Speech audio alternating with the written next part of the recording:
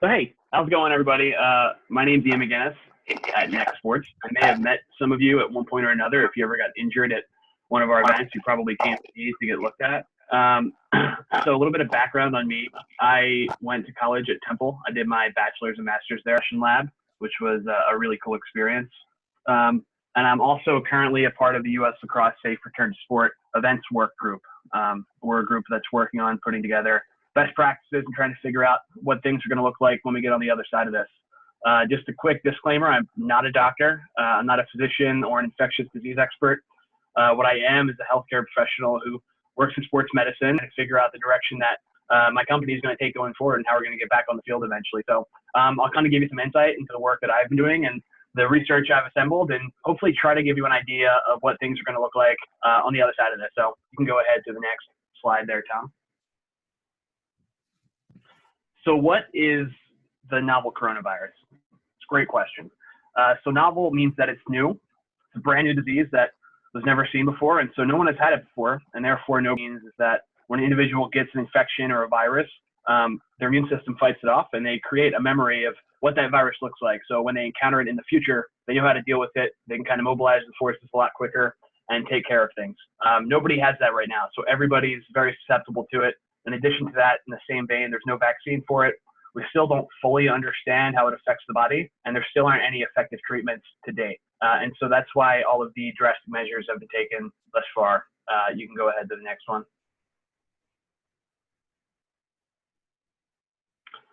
So what are the symptoms? So symptoms can take a little bit to appear. What's known as the incubation period is the period of time between when you're exposed to the virus and when you start to develop symptoms. So that could be anywhere from 2 to 14 days. And when you do start to develop symptoms, you could experience a cough, shortness of breath, difficulty breathing, fever, chills, muscle pain, sore throat, and potentially a loss of taste or smell that you hadn't experienced before. Go ahead.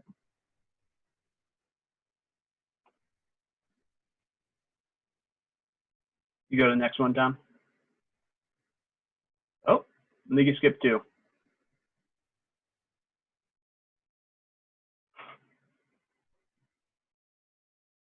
There should be a who is at risk slide. There we go.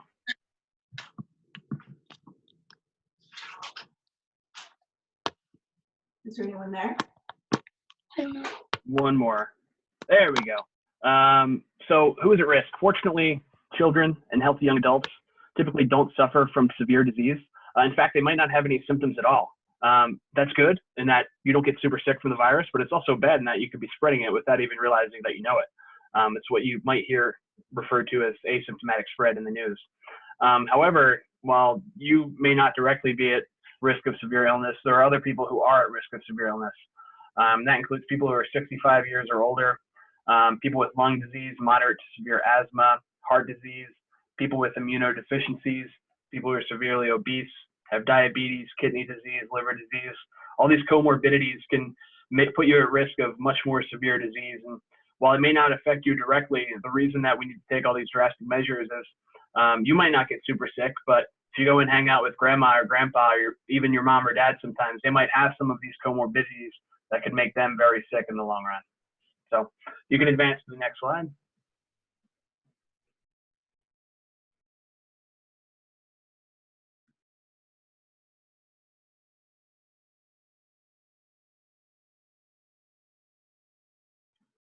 So how does it spread? This will kind of help us understand why we're doing the things that we do.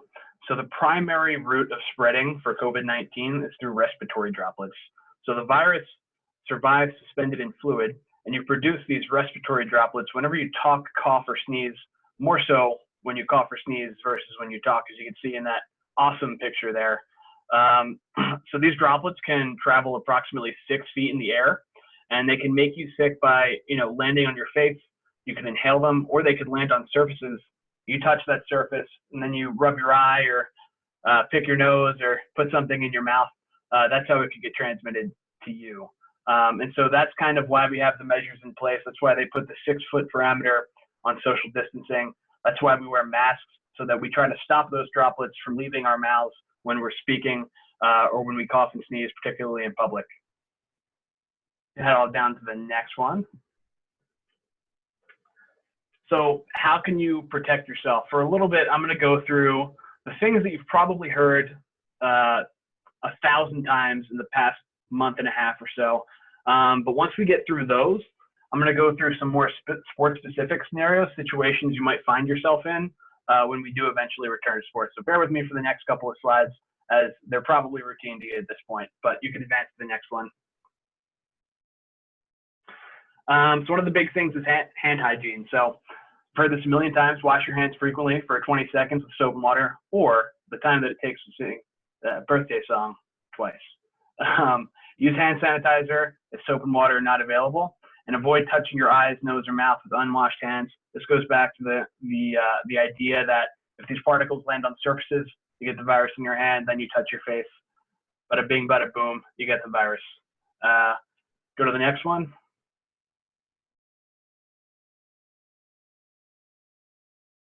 Social distancing. So avoiding close contact with others. It's primarily spread in close quarters, indoor areas where you have close contact with other people.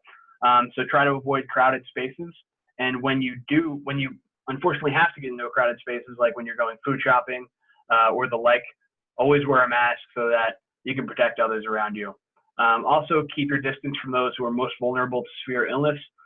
For example, if you see an elderly person walking in the street across from you, take a wide path around that person so that you don't risk any chance of you spreading it to them, because you may have it and not know it.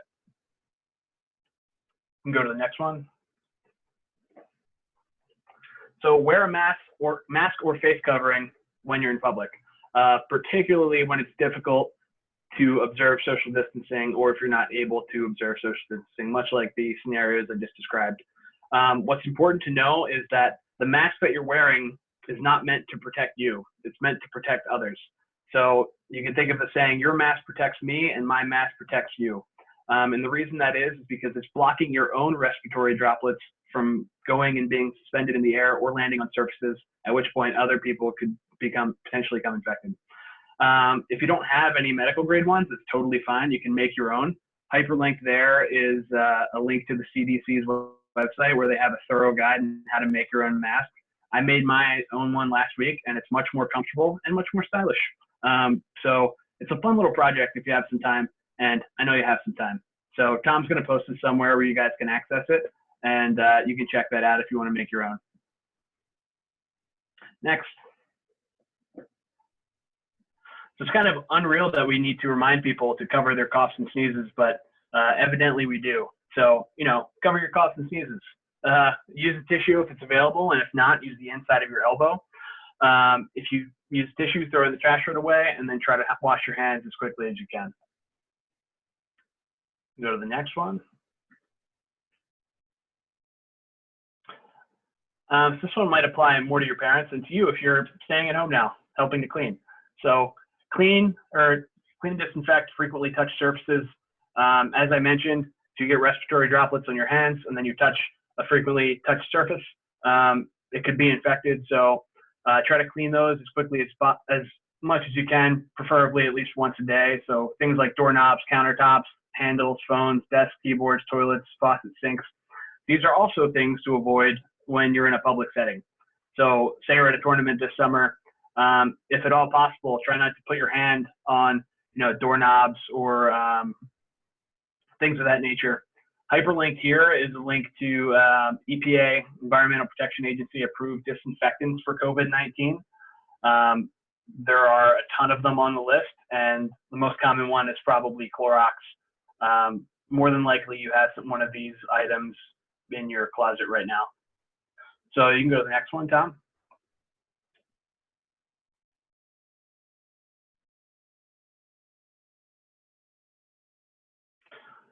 So what does this mean for summer lacrosse? That is a great question. I don't know. We're working really hard on trying to figure out this question. We just got some new guidance from the CDC, Centers for Disease Control and Prevention, as well as the NFHS, the National Federation for State High School Athletic Associations. And so we're working on synthesizing that and figuring out what it means for us. But it will likely be a phasic return to play. So it's not just going to go from 0 to 60. You know, on Saturday, you're not going to be able to do anything. You have to stay inside. And then on Sunday, we're having big tournaments.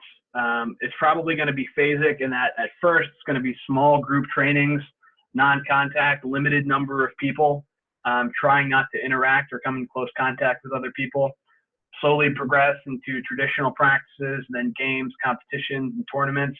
It's unclear how long this will really last, and it's really regional because, you know, some states like Florida and Georgia are really, and Texas are being really aggressive in pushing this on, whereas Pennsylvania is certainly not being aggressive. And, you know, we don't know what the right answer is. Everyone's kind of grasping at straws, trying to figure out the best way to go about this. But the places to get your information from would be the CDC, the Pennsylvania Department of Health, and specifically you could look at your county as well. So you can go to the next one. It should be quick, and then we'll go ahead and get into some more sports-specific ideas. So you can just go right ahead to the next one. So number one, when you're sick, stay home, even if it seems really mild. And you should trust that others will do the same. These are really unprecedented times, and so even if you have the sniffles or a mild cough, it's probably a better idea to stay home rather than risk going out and potentially giving it to somebody else.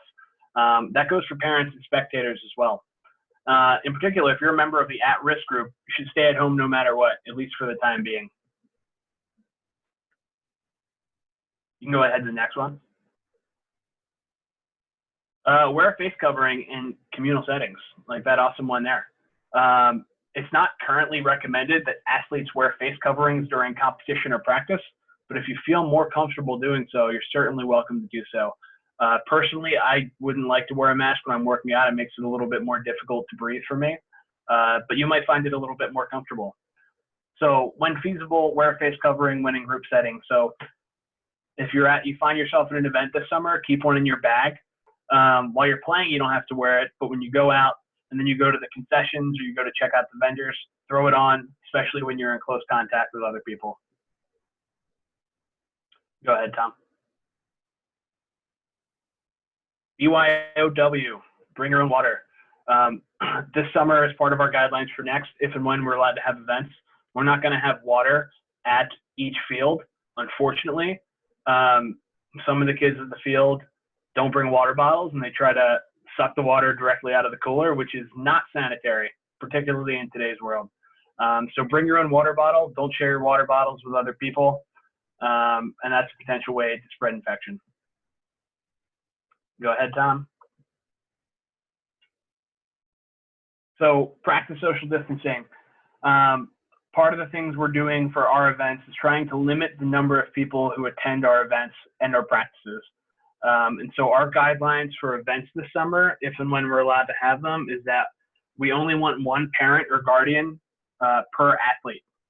And that should significantly reduce the number of people who are at our event and allow more space for social distancing. Parents, when you're a spectator, try to maintain a distance of 6 feet from other spectators if possible. Non-contact celebrations, so things like high fives, hugs, chest bumps, elbow bumps, these are things that should be avoided for the time being. And I know that stinks, but you know, you can get really creative with non-contact celebrations. That might be a fun thing to kind of brainstorm about and debut when you finally get to go back. Additionally, don't share equipment. If you find yourself having to share equipment, try to sanitize and disinfect with one of those EPA-approved cleaners prior to or between each use. Go ahead, Tom. Another thing that we'll be doing in our tournament is scheduling the specific way to try to limit the number of people who are on site at any given time. So unfortunately, we're not going to be able to have championships this summer, and we're going to schedule in back-to-back games. So what it'll likely look like is you'll have 2 games on Saturday and 2 games on Sunday. This is for next events. I don't really know what other people are doing. You have 2 games Saturday, 2 games Sunday. You get in, you play your first game, you get a brief break, back-to-back, you do the second game, and then you're out of there for the day. So that means that, you know, there's not as many teams on site at the same time, not as many parents on site at the same time. So it'll leave us a little bit more room to distance from one another. Other things you can do for practices is try to limit scrimmaging. So keep your teams isolated by themselves, practice within their own team group, so that if somebody ends up getting COVID-19, that everybody on the team that you're on and the team that you just scrimmaged doesn't have to isolate or quarantine because they potentially had an exposure. So try to practice in small groups on distinct areas of the field. You can divide the field into quarters or halves, and whoever is on that quarter and half, whether it be a team or part of a team, should try to avoid interacting with members of other teams in different groups. So go ahead, Tom. So linked here is on our website. We've published the guidelines that we're going to try to use for our events this summer. This is constantly changing. As I mentioned, there's more information coming out literally every day. Yesterday was a big day, but we used information from the CDC, the Pennsylvania Department of Health, our insurance company, and we put together these guidelines that are going to continually be updated. The CDC, when I was making this, the CDC hadn't yet come out with guidance for youth sports, but they literally just did yesterday. So I couldn't include all of that in this presentation, but you can go ahead to the next one. Tom? I've linked, oh, this must be my original one. I don't know if this is the updated one. So I had another slide. I sent Tom an updated version. I don't think this is it, but if you could post that one, there's links to the guidance from the National Federation of State High School Associations for Sports Medicine Advisory Committee. It's a huge mouthful. And they provided guidance for opening up high school sports and activities. I also linked the considerations for youth sports from the Centers of Disease Control and Prevention, or the CDC. And there's also other links to the CDC COVID-19 information hub, the process to reopen Pennsylvania, which is a super long document, kind of tells you where we are as a state, what we're allowed to do, what we're not to do, links to the PA Department of Health, and also a link to the Pennsylvania DOH Facebook page, where they do live press briefings Monday through Friday at 2 p.m., which most of the time are super boring, but you'll occasionally get an awesome nugget of information or something that we're allowed to do new. So it's worthwhile to look at that.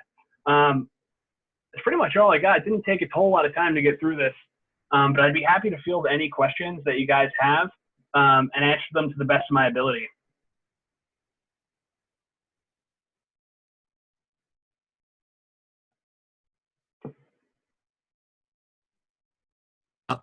If anyone feels more comfortable chatting out questions, I can ask Ian one by one. Oh, hold on. I didn't, you're kind of like blurry, Tom.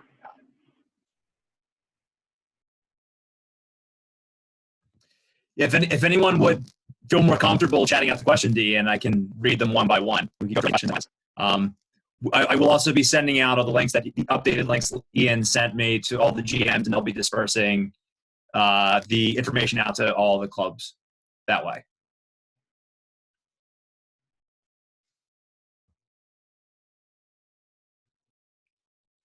All right, Ian, looks like they have no questions. I see you covered everything. It's a really good presentation then. Yeah. So thanks for coming on and talking to us about safe practices, and we look forward, obviously, to getting back out in the field, and hopefully we'll be out at the events this summer. Yeah, hope to see you then, man. Thanks for having me. It was a pleasure to talk to you guys. Thank you. Thanks, Ian. Thank you. Thank you. Take care. See you guys this summer.